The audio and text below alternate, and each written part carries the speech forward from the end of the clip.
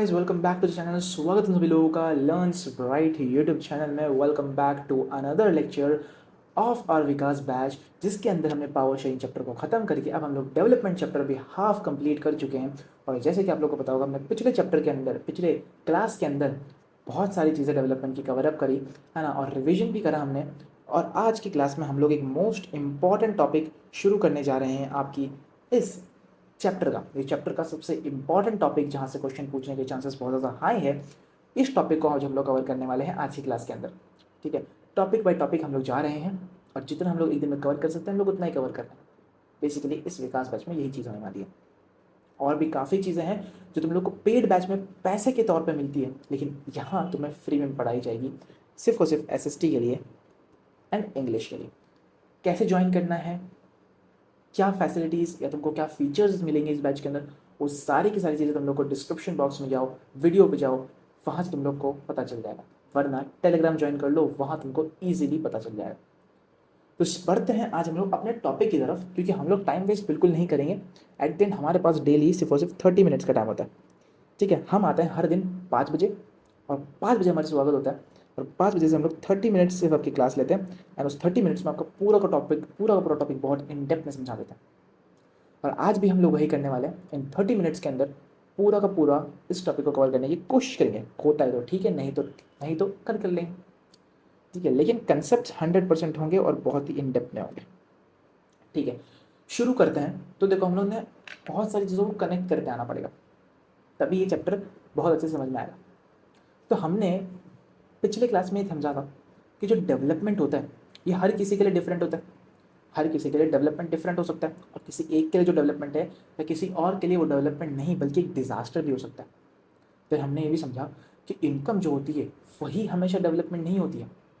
Development का तौर, फिर डेवलपमेंट को हमेशा इनकम ही यहाँ पे जस्टिफाई नहीं करती है, इनकम ही नहीं बताती कि डेवलपमेंट है या नहीं है। इनकम के अलावा भी काफ़ी अदर नॉन मटेरियल चीज़ें भी होती हैं, जैसे कि रिस्पेक्ट, प्यार, भाईचारा, unity and sense of security, love. ये सारी चीज़ें भी जो है इम्पॉर्टेंटली इक्वली इम्पॉर्टेंट होती है जितनी इनकम इम्पॉर्टेंट होती है। तो आज की क्लास में हम लोग समझने वाले हैं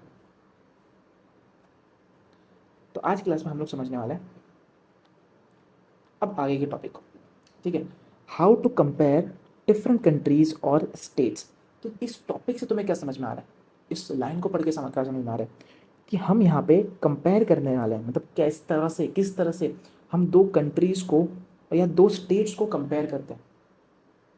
हम किस तरह से कंपेयर करते हैं कि दो कंट्रीज़ जो है डेवलप्ड है या डेवलप्ड नहीं है, तो दो कंट्रीज़ में डेवलपमेंट हो रहा है या नहीं हो रहा है ना। एक कंट्री के अंदर डेवलपमेंट हो रहा है, दूसरी कंट्री के अंदर डेवलपमेंट हो रहा है या नहीं हो रहा, कि ये वाली कंट्री इस कंट्री से ज़्यादा डेवलप्ड है या नहीं है, या फिर ये वाली कंट्री इस कंट्री से ज़्यादा डेवलप्ड है या नहीं, या ये वाली कंट्री इस कंट्री से ज़्यादा डेवलप्ड है या नहीं। इस चीज़ को हम लोग पता कैसे करते हैं, जब हम लोग इन दोनों कंट्रीज़ के बीच में कंपैरिजन करेंगे। तो किस तरह से कंपेयर कर सकते हैं, किस तरह से पता कर सकते हैं, वही हम लोग इस टॉपिक के अंदर पढ़ने वाले हैं। ऑल्सो हम लोग ये भी समझेंगे, तुम्हारा पहला पैराग्राफ जब तुम इसे पढ़ोगे तो इसका मैं तुमको समराइज बता देता हूँ क्या इसमें लिखा हुआ है। बेसिकली इसके अंदर बताया गया कि हम लोग डेवलपमेंट को कैसे मेजर करते हैं, किस तरह से कंपेयर करते हैं, हमको कैसे कंपेयर करना है। ये हमसे सवाल पूछ रहा है किस तरह से कंपेयर करना है। NCERT ही तुमसे सवाल पूछता है और उसका नीचे आंसर बता देता है। तो यहाँ तुमसे एक बेसिक सिंपल सवाल पूछा जा रहा है टॉपिक से रिलेटेड। जब तुम टॉपिक पढ़ोगे ऊपर कि how to compare different countries और डिफरेंट स्टेट्स, कि कौन सी कंट्री डेवलप्ड है या कौन सी कंट्री डेवलप्ड नहीं है या अंडर डेवलप्ड है, इसे हम लोग कंपेयर किस तरह से करते हैं। तो यहाँ पे तुमसे NCERT यही सवाल पूछ रहा है कि how come some countries are considered as an developed countries और कुछ कंट्रीज को अंडर डेवलप्ड कंट्रीज माना जाता है। क्यों ऐसा है, क्यों हम लोग इंडिया को as an under developed country कहते हैं और चाइना को एक डेवलप्ड कंट्री कहते हैं। क्या रीज़न है इसके पीछे, कुछ तो रीज़न होगा, क्योंकि हम कंपेयर कर रहे हैं। राइट, हम कंपेयर कर रहे हैं, और जब हम लोग कंपेयर कर रहे हैं तब इस कंपैरिजन की वजह से हमें समझ में आ रहा है कि कौन सी एक कंट्री डेवलप्ड है और कौन सी दूसरी कंट्री डेवलप्ड नहीं है या अंडर डेवलप्ड कंट्री। ठीक समझ में आगे बढ़ते हैं। ठीक है, मैं तुम लोग को एक आरामदायक माहौल में ये समझाता हूँ कि भाई डेवलप्ड कंट्री और एक अंडर डेवलप्ड कंट्री क्या होती है।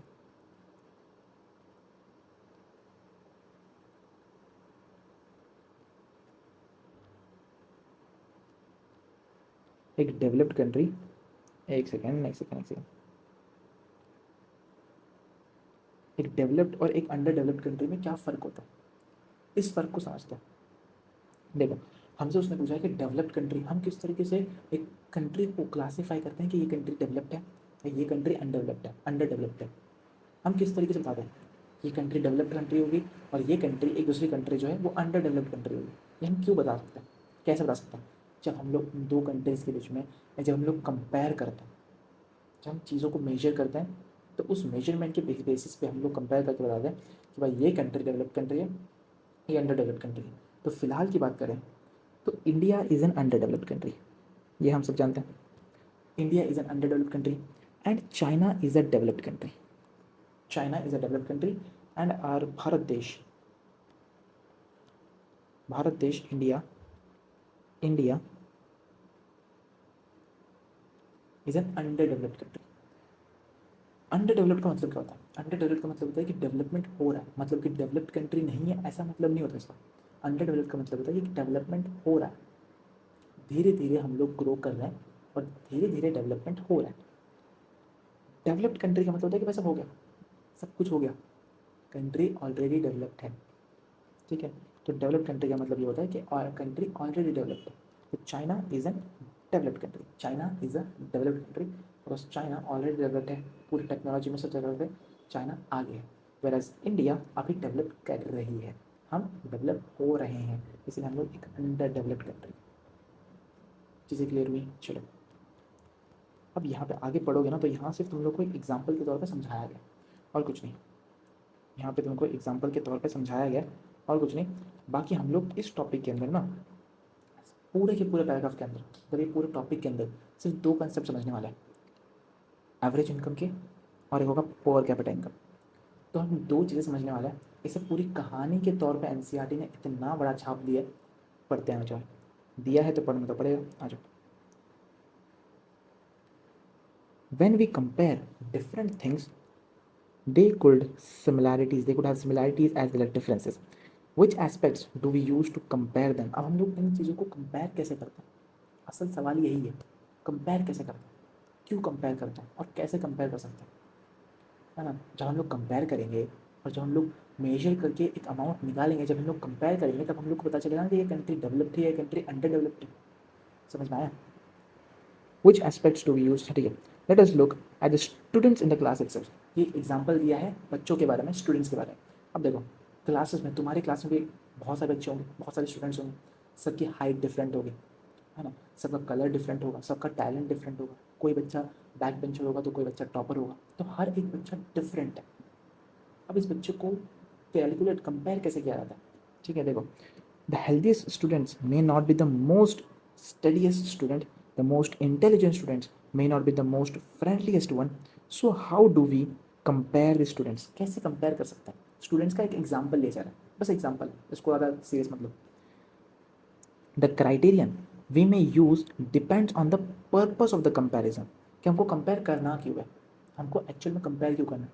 जैसे अगर हम लोग को कंट्री को कंपेयर करना होता है तो क्यों कंपेयर करना है, ये पता करने के लिए कंट्री डेवलप्ड है या अंडर डेवलप्ड कंट्री, इस वजह से हम लोग कंपेयर करते हैं। सिमिलरली अगर आपको स्टूडेंट्स को कंपेयर करना है तो क्यों करना है कंपेयर, क्यों कंपेयर करना है, क्या रीज़न है? The criteria we may use depend on the purpose of the comparison, क्यों कंपेयर करना है ना, ये इस चीज़ का जो पर्पस है, क्यों कंपेयर करना है, उस बेसिस पर हम लोग कंपेयर करते हैं, वो ही क्राइटेरिया पर हम लोग कंपेयर करते हैं। We use different criteria to choose a sports team, debate team. ठीक है, अगर हम लोग का पर्पस है कि हम लोग को एक डिबेट टीम चाहिए, ठीक है, अगर तुम्हारे क्लास में से हमको म्यूज़िक कॉम्पिटिशन है ना, ये हमारा पर्पस क्या है, म्यूज़िक कॉम्पिटिशन, तो उसके लिए हम लोग उस हिसाब से बच्चे सिलेक्ट करेंगे और एक टीम बनाएंगे, जिनको गाना अच्छा आता हो, जिनको म्यूज़िक टेस्ट अच्छा होगा जिनका।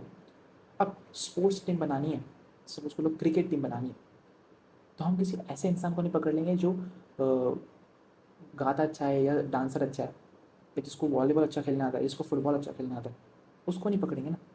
हमारा पर्पज़ क्या है? क्रिकेट टीम बनाना, तो हम लोग उस हिसाब से बच्चों को सिलेक्ट करें। अगर हमारा एम है फुटबॉल टीम बनाना, तो हम किसी क्रिकेटर को नहीं सिलेक्ट करेंगे। हाँ, अपने बच्चों में से ऐसे बच्चों को सिलेक्ट करेंगे जिसको फुटबॉल अच्छा खेलना आता है। तो हमारा पर्पज़ क्या है? फुटबॉल टीम बनाना, तो उस हिसाब से बच्चों को सिलेक्ट करेंगे। समझ में आया? Still, if some of the purposes we have to choose the criterion for all round progress of the children in the class, what shall we do it? चलो अच्छा, इसका आंसर भी तुमको यहाँ पे मिल जाएगा. Usually we take one or more important characteristics of the person and compare them based out on these characteristics. Of course, there may be difference. What are important characteristics? That should इधर इसको छोड़ो, इतना important नहीं है. Main चीज़ पे आओ, main चीज़ पे आओ. जो हम लोग इतना सब कुछ पढ़ रहे हैं, क्यों पढ़ रहे हैं? ये पता करने के लिए ना कि हम लोग कैसे डिफरेंट कंट्रीज़ को या डिफरेंट स्टेट्स को कंपेयर कर सकते हैं, और क्यों कंपेयर करना है, कैसे कंपेयर करना है. ठीक है, कि एक कंट्री डेवलप्ड कंट्री है या एक कंट्री अंडर डेवलप्ड कंट्री है, ये पता करने के लिए हम लोग क्या कर सकते हैं?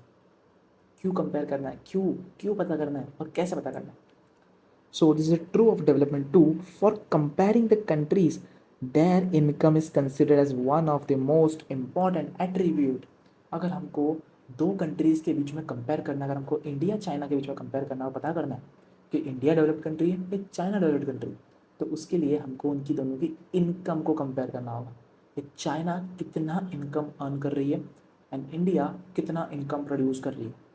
और उस बेसिस पे हम लोग बांटेंगे कि ये कंट्री डेवलप्ड कंट्री है या ये कंट्री अंडर डेवलप्ड कंट्री है. समझ में आया? So what's the most important criteria? Income is considered as the one of the most important attributes. समझ में आया?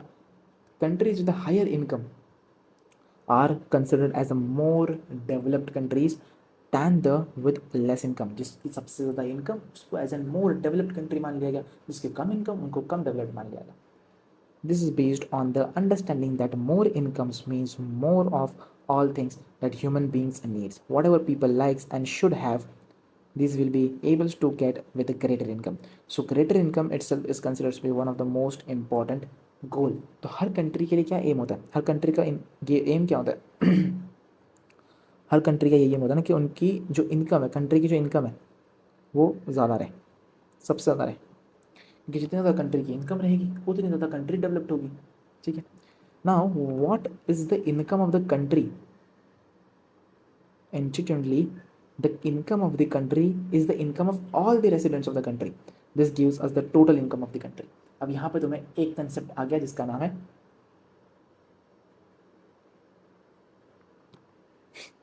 Total income of the country. क्या होती है टोटल इनकम? अरे क्यों पड़े हो टक्कर में, आ जाओ. हम यहाँ पे ना 3 कंसेप्ट पढ़ने वाले हैं, मैं तुमको समझाऊंगा. ठीक है, हर एक कंसेप्ट समझाऊंगा. अब इसको ब्रेक डाउन करना और अपने नोट्स में लिख लेना. ठीक है, यहाँ पे बोर्ड पे नज़र आ रहा हो, बोर्ड पे नज़र होनी चाहिए तुम्हारी, तुमको सारी चीज़ें समझाता हूँ मैं. ठीक है, पैराग्राफ में दिया हुआ है लेकिन चीज़ें ब्रेक डाउन करनी पड़ेगी. तो सबसे पहली चीज़ तो हमको ये बताया कि इनकम मोस्ट इंपॉर्टेंट चीज़ होती है ये पता करने के लिए कौन सी कंट्री डेवलप्ड है, कौन सी कंट्री अंडर डेवलप्ड है. जिस कंट्री की इनकम सबसे ज़्यादा होगी उस कंट्री की जो जिस कंट्री की इनकम सबसे ज़्यादा होगी वो कंट्री सबसे ज़्यादा डेवलप्ड होगी. जिस कंट्री की इनकम सबसे कम होगी उसकी डेवलपमेंट भी सबसे कम होगी, उसको as an under developed country माना जाएगा. चीज़ें क्लियर हुई? अब जो इनकम होती है ना कंट्री की, उसे कैसे निकाला जाता है? अब जैसे कंट्री है, कंट्री नहीं, अब तो मान लो घर के, एक तुम्हारे घर की बात मान लो. तुम्हारे घर में सपोज करो 10 लोग हैं जो कमा रहे हैं, जो पैसे कमा रहे हैं. ठीक है, ये तुम्हारा घर है, तुम्हारी फैमिली है. इमेजिन करो तुम्हारी फैमिली में, आराम से समझते हैं इस पॉइंट को बिकॉज ये बहुत इंपॉर्टेंट है, यहाँ से क्वेश्चन बनता है. सपोज करो तुम्हारी फैमिली में ना कुल मिलाकर के 10 लोग रहते हैं,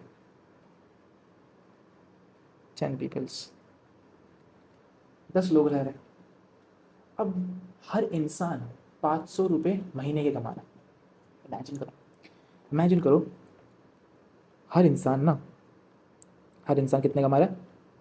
100 रुपये कमा रहा है मान लो. हर इंसान 100 रुपये कमा रहा है पर पर मंथ. हर इंसान 100 रुपये कमा रहा है पर मंथ पर पर्सन. नोट्स बना सकते हो, बनाने हैं तो, वरना बस सुनते जाओ। मैं कहूँगा बना लो भाई नोट्स। क्या जा रहा तुम्हारा?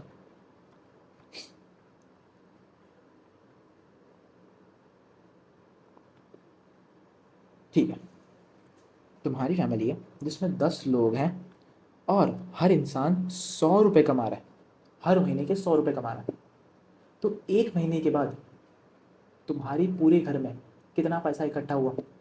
अगर हर इंसान 100 रुपये कमा रहा है, 10 लोग कमा रहे हैं, तो 100 × 10 इज़ वॉट, 1000 रुपीज़। तो हर महीने तुम्हारे घर में कितना पैसा इकट्ठा हो रहा है? 1000 रुपीज़। कितना इकट्ठा हो रहा है हर महीने तुम्हारे घर में? हर महीने तुम्हारे घर में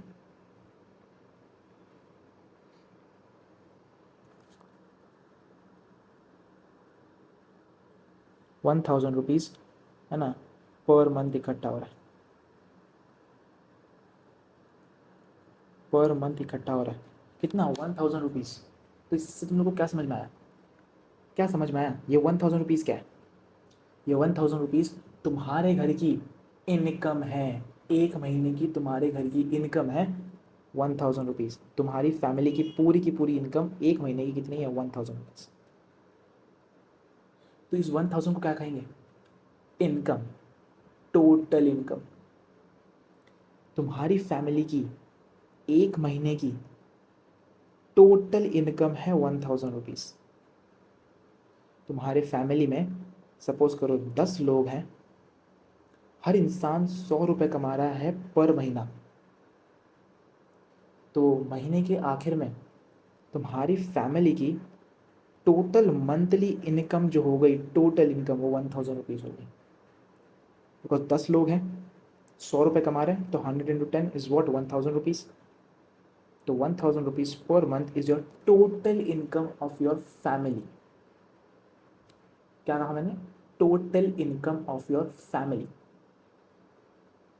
सिमिलरली यहाँ पे हमारा कंसेप्ट स्टार्ट होता है। कंसेप्ट का नाम लिखो, कंसेप्ट का नाम लिखो। कंसेप्ट का नाम है टोटल इनकम।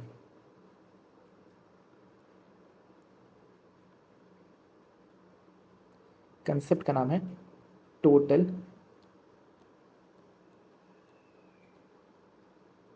कंसेप्ट का नाम है टोटल इनकम। क्या चीज़ तुमको समझ में आई? टोटल इनकम मतलब क्या होता है? अब जैसे हमने तुम्हारा फैमिली का एग्जांपल लिया कि फैमिली में सिर्फ 10 लोग हैं, 100 रुपये हर इंसान कमा रहा है, तो टोटल इनकम कितनी हो गई? 1000 रुपये हो गई महीने की। उसी तरीके से टोटल इनकम एक कंट्री की कितनी हो गई?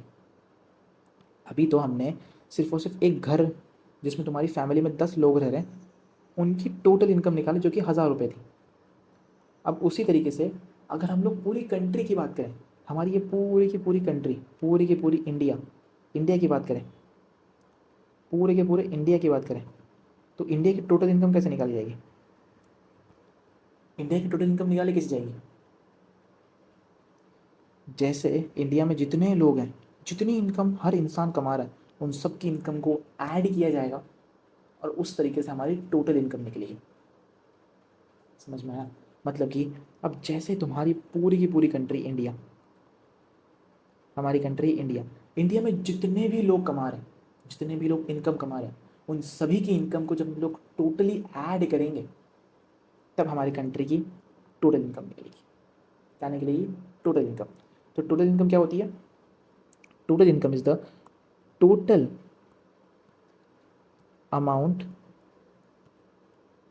अमाउंट ऑफ पैसा, टोटल अमाउंट ऑफ पैसा earned by person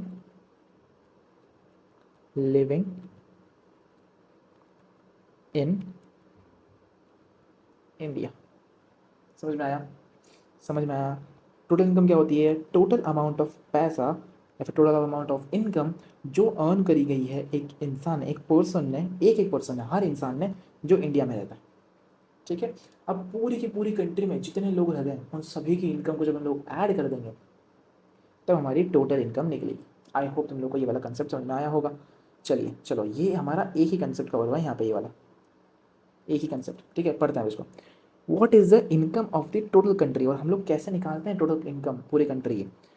the income of the country is the income of all the residents of the country, मतलब जितने लोग इंडिया में रह रहे हैं उन सभी की जब हम लोग इनकम को ऐड करेंगे तब टोटल इनकम निकलेगी पूरे के पूरे कंट्री।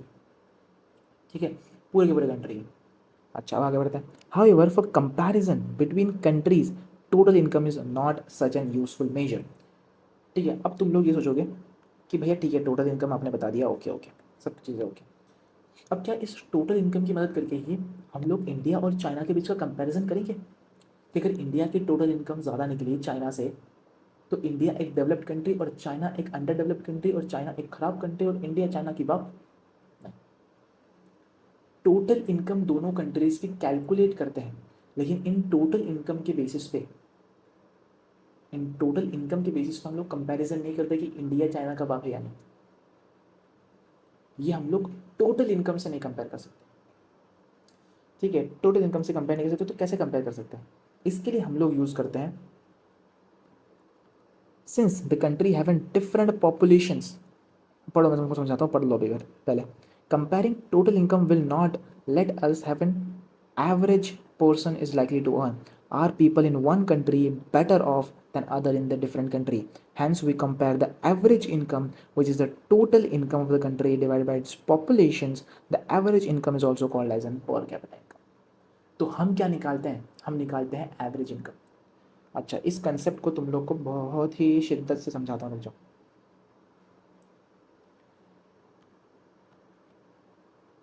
इसको आराम से समझते हैं, कोई लोड नहीं।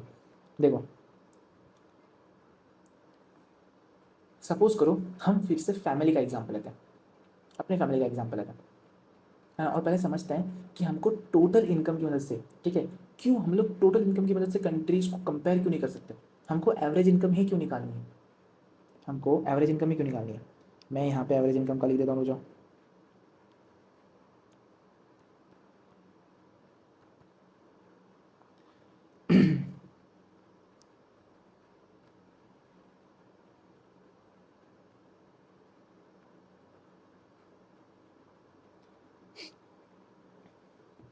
सेकेंड पॉइंट यहाँ पर आता है average income.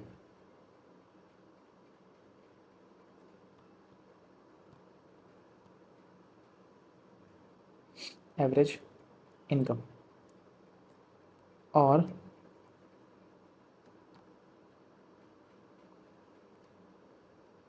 Per capita, per capita income. अच्छा, अब हमारा सवाल सवाल फिर से वही रहा, एंड सवाल फिर से वही आके अटक गया कि भाई हमें दो डिफरेंट कंट्रीज के बीच में कंपेयर करने के लिए हम टोटल इनकम की मदद क्यों नहीं लेते? हम एवरेज इनकम, जैसे हमने पढ़ा एवरेज इनकम, तो पर कैपिटा इनकम का ही यूज़ क्यों करते हैं? हम टोटल इनकम से क्यों नहीं निकाल सकते? यही एक सवाल है। जब ये एक सवाल का जवाब तुम्हें मिल जाएगा तब एवरेज इनकम और पर कैपिटा इनकम का मतलब तो यूँ समझ में आ जाएगा। तो इसका सवाल, इस सवाल का जवाब ढूंढने के लिए हमें एक एग्जाम्पल लेना पड़ेगा फैमिली का फिर से। जी, अच्छा, अब याद करो मैं तुम्हारे को टोटल इनकम के लिए कौन सा फार्मूला दिया था, सॉरी टोटल इनकम के लिए तुम लोग को मैंने कौन सा एग्जाम्पल दिया था? टोटल इनकम के लिए मैं तुम लोग को एग्जाम्पल दिया था कि फैमिली है, ठीक है, लेट्स सपोज तुम्हारी फैमिली है एंड तुम्हारी फैमिली के अंदर कुल 10 लोग हैं, 10 पीपल्स हैं, है ना, और हर इंसान 100 रुपये कमा रहा है। कितने कमा रहा है? 100 रुपये कमा रहा है। कितने कमा रहा है? 100 रुपये कमा रहा है। ठीक है, तो टोटल इनकम कितनी हुई?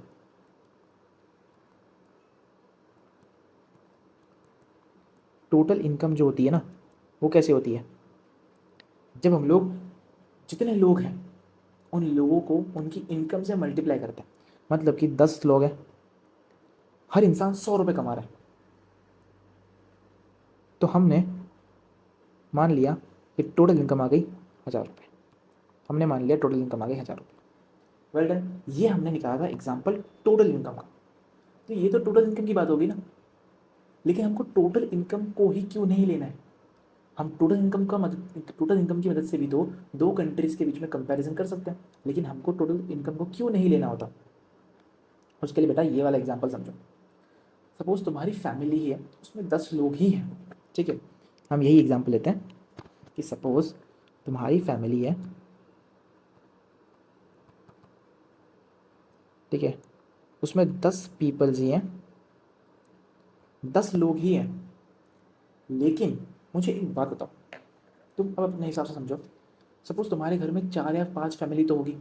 5 फैमिली का मतलब होता है तुम्हारी फैमिली में तुम्हारे अंकल होंगे, तुम्हारे फादर के भाई, तुम्हारे पापा के भाई लोग होंगे। हाँ, जो तुम्हारे चाचा लोग होते हैं या अंकल लोग होते हैं, तो वो एटलीस्ट 3-4 लोग तो होंगे। तो मुझे थोड़ा लॉजिकली समझाओ। ये तो मैं तुम लोग को एग्जाम्पल के लिए टोटल इनकम का एग्जाम्पल दिया था।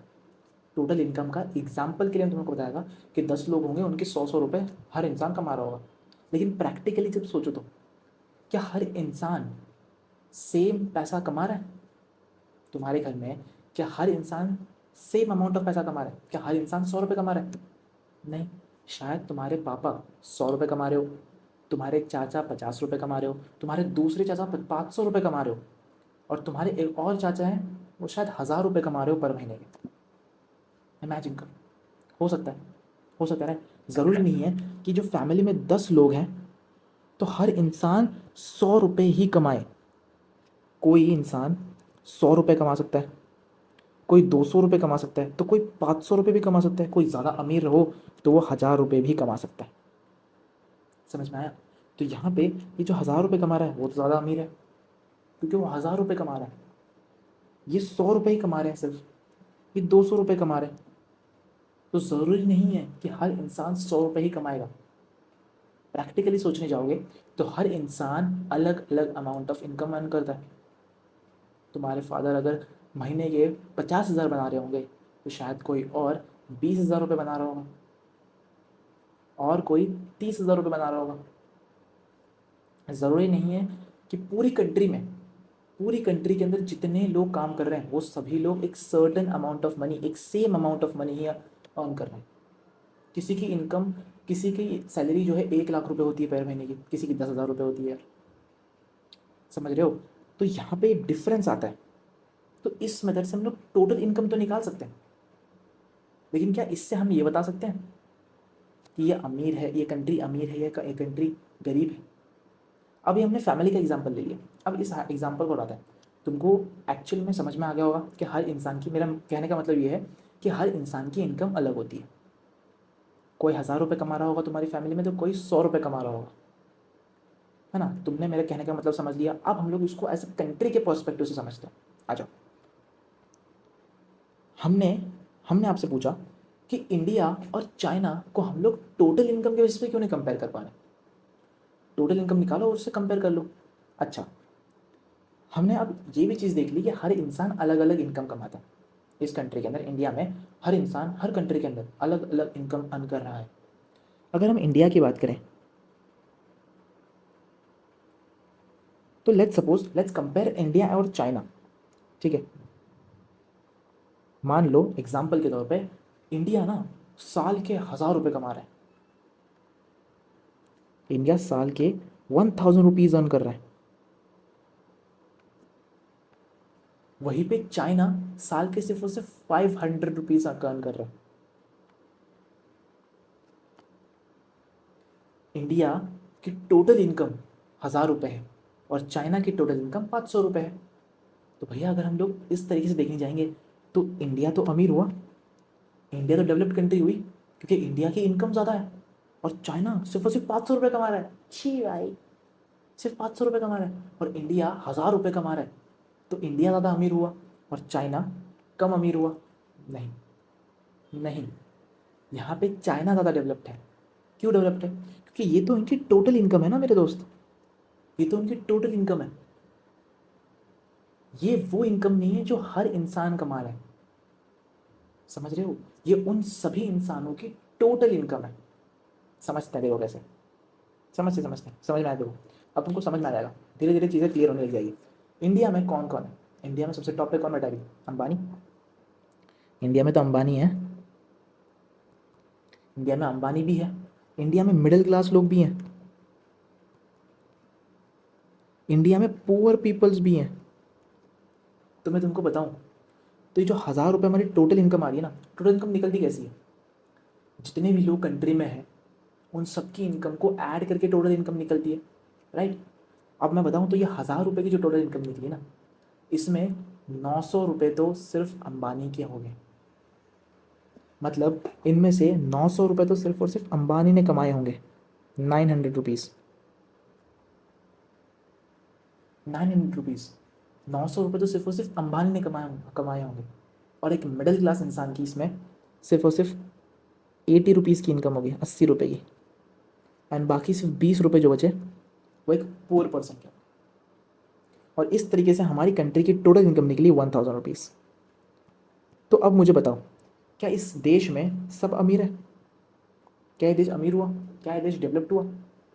वेर एज चाइना में जो रिच पीपल्स हैं एंड जो पुअर पीपल्स हैं, ठीक है, जो रिच पीपल्स हैं वो लोग 250 रुपीज़ अर्न कर रहे हैं, एंड पुअर पीपल्स जो हैं 250 नहीं, चलो, जो रिच पीपल्स हैं वो 300 रुपीज़ अर्न कर रहे हैं, और जो पुअर पीपल्स हैं वो 200 रुपीज़ अर्न कर रहे हैं। और इस तरीके से उनकी 500 रुपीज़ की टोटल इनकम निकल रही है।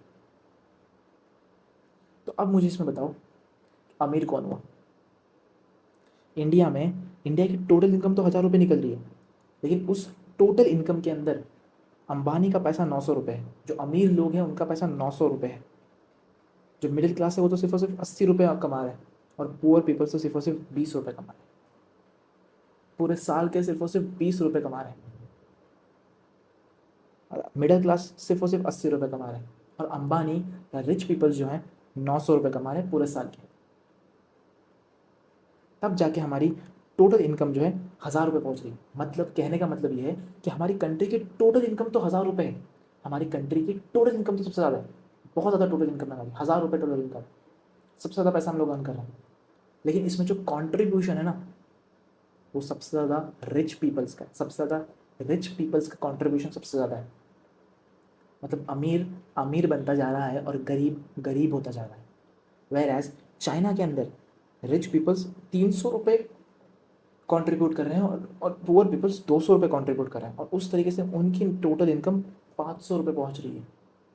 तो यहाँ पे परफेक्ट बैलेंस तो नहीं है, लेकिन थोड़ा ऊपर नीचे ही है ना। क्या यहाँ पे पुअर्स बहुत ज़्यादा पुअर है? नहीं। क्या रिच यहाँ पे बहुत ज़्यादा रिच है? नहीं। सबका बैलेंस है, सबका बैलेंस है। चीज़ समझ में आई? चीज़ें क्लियर डाउन हुई माइंड में? तो कहने का सार ये है कि भले ही तुम्हारी टोटल इनकम ज़्यादा हो, लेकिन तुम एक डेवलप्ड कंट्री हो, इसका ये टोटल इनकम से कोई लेना देना नहीं है। लेना देना है तो एवरेज इनकम से। क्योंकि एवरेज इनकम क्या होती है? आ जाओ आ जाओ आ जाओ। एवरेज इनकम क्या होती है? हमने ये पढ़ा कि एवरेज इनकम जो होती है वो टोटल इनकम, जो कंट्री की टोटल इनकम आई ना, उसको डिवाइड कर दो टोटल पॉपुलेशन से।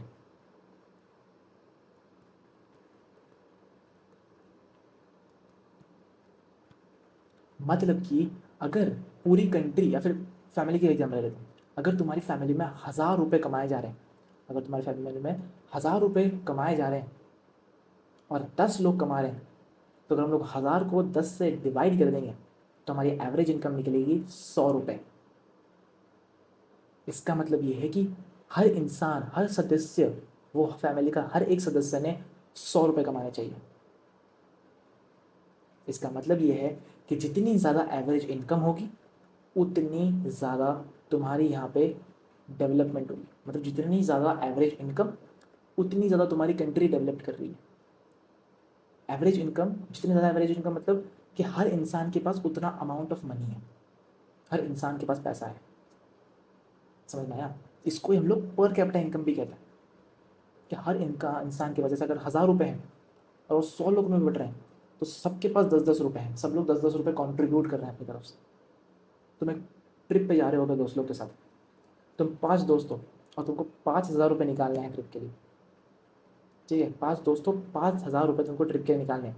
तो ज़रूरी थोड़ी है कि हर इंसान, हर बच्चा तुम्हारा 1,000 रुपये लेके आएगा, हर दोस्त तुम्हारा 1,000 रुपये लेके आएगा, नहीं। कोई एक दोस्त 3,000 रुपये कॉन्ट्रीब्यूट करेगा, कोई एक कुछ कॉन्ट्रीब्यूट ही नहीं करेगा, तो कोई 2,000 रुपये कॉन्ट्रीब्यूट करेगा, तो कोई 1,000 रुपये ही देगा सिर्फ। समझ में आया? तो ये क्या है, एंड एंड तुम्हारी टोटल इनकम तो 5,000 रुपये निकल गई, तुम्हारी टोटल ट्रिप की इनकम तो 5,000 रुपये निकल रही है ना। लेकिन ज़रूरी थोड़ी कि सभी पैसे दे रहे हैं, नहीं, सभी पैसे नहीं दे रहे, है ना।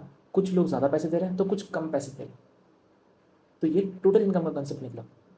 एवरेज इनकम होती है कि अगर 5,000 रुपये तुम्हारे कम रहे, 5,000 रुपये अगर तुम लोग जमा कर रहे हो और 5 दोस्त हो, तो सब ने 1,000 रुपये जमा करने चाहिए। अगर सब 1,000 रुपये दे रहे हैं तो एक स्टेबल चीज़ हो गई, वो एक एवरेज इनकम हो गई। समझ में आया? हाँ, आई नो ये कंसेप्ट तुम्हारे माइंड में घुसने के लिए थोड़ी देर लेगा, क्योंकि थोड़ा सा डिफिकल्ट कंसेप्ट है, थोड़ी देर लेगा। ठीक है, आई होप तुम लोग को यहाँ तक चीज़ें क्लियर डाउन हो गई होगी। हम लोग कल इसका एक बार फिर से रिवीजन करेंगे, टेंशन ना लो।